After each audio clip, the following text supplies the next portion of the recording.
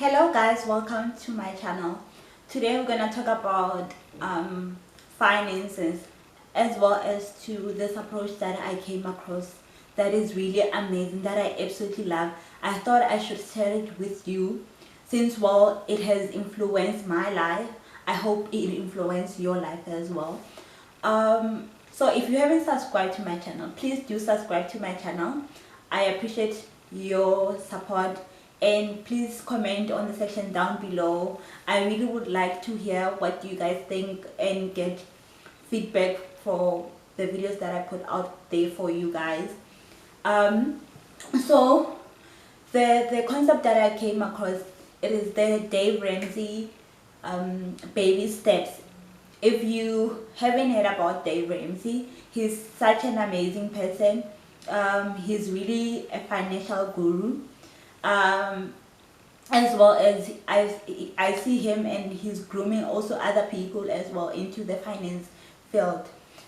He has a channel, so if you want to see what he has and what videos he make and what topics he covers a lot of videos with regards to finance. So I would recommend that you go to his channel, and Chris Hogan's channel as well, because I absolutely love those channels. They literally has been changing my life, as well as Nicolette Mashile's channel, because she's South African and she's a woman, so I love the way she makes finance so simple. So I'll be explaining the Dave Ramsey baby steps today.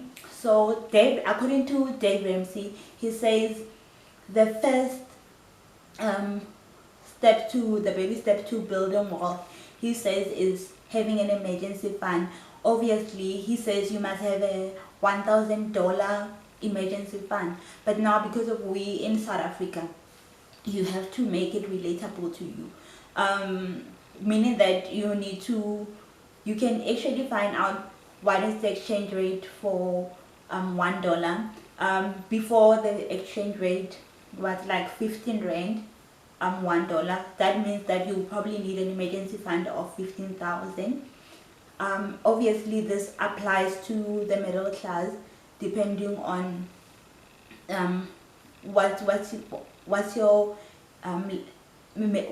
what size, or how much you think you can need for an emergency. But this, I see it applying to a lot of middle class, because 15,000 for an emergency, it probably would cover someone who doesn't have a lot of obligations, or who's already earning in that margin, so they're already used to earning that money. So 15,000 worth of emergency fund. And then he said the second baby step is to pay debt using the snowball. So the snowball is basically what you do is you list all your debt, right? And then he says you mustn't pay the high interest one first, but rather what you do, you pay the one with the small amount first. Then that means that the amount that you were paying for the small debt, then it's an extra money that you can use to pay other debt. So he says you still pay the minimum every month, but you make sure that your main target, you go aggressively on the one with the smallest to biggest. That's what he says. And then the other third baby steps, he says you must build in 3 to 6 monthly expenses worth of emergency fund, for in cases of uncertainty, like now in the pandemic. So we actually realizing that how much, like a basic 10,000 is not enough to cover uncertain events. Like now, around the world, most people are being laid off. So this is really important to have 3 to 6 months worth of living expenses saved up somewhere. But he specifically recommends that you save it in a money market account, because the money market account, it preserves the capital. You won't lose your capital, unlike if you invested in index or if you invested in an individual stock, then you can even lose your own capital. So he says this is important because you need to preserve your capital. And fourthly, the fourth baby steps, he says you need to invest 15% of your gross income for retirement, towards retirement annuity, because for it wouldn't be nice when you retire and you don't have money set aside for yourself.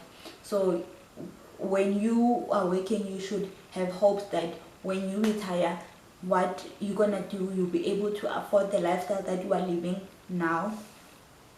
And also because there's power in a retirement annuity or a pension fund, because of when you save it up is money before tax, so that means it gives your money more potential to grow.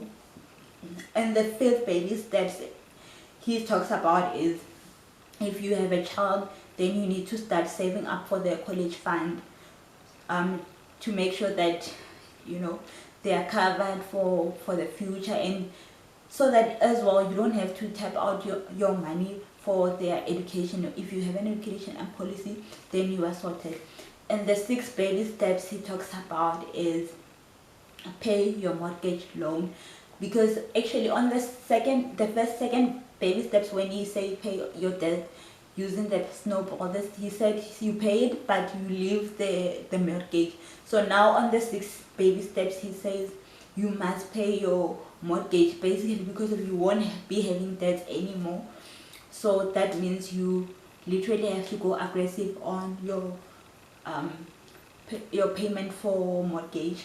And the seven baby steps he talks about is like that's the baby steps where he says you build wealth, meaning that you invest.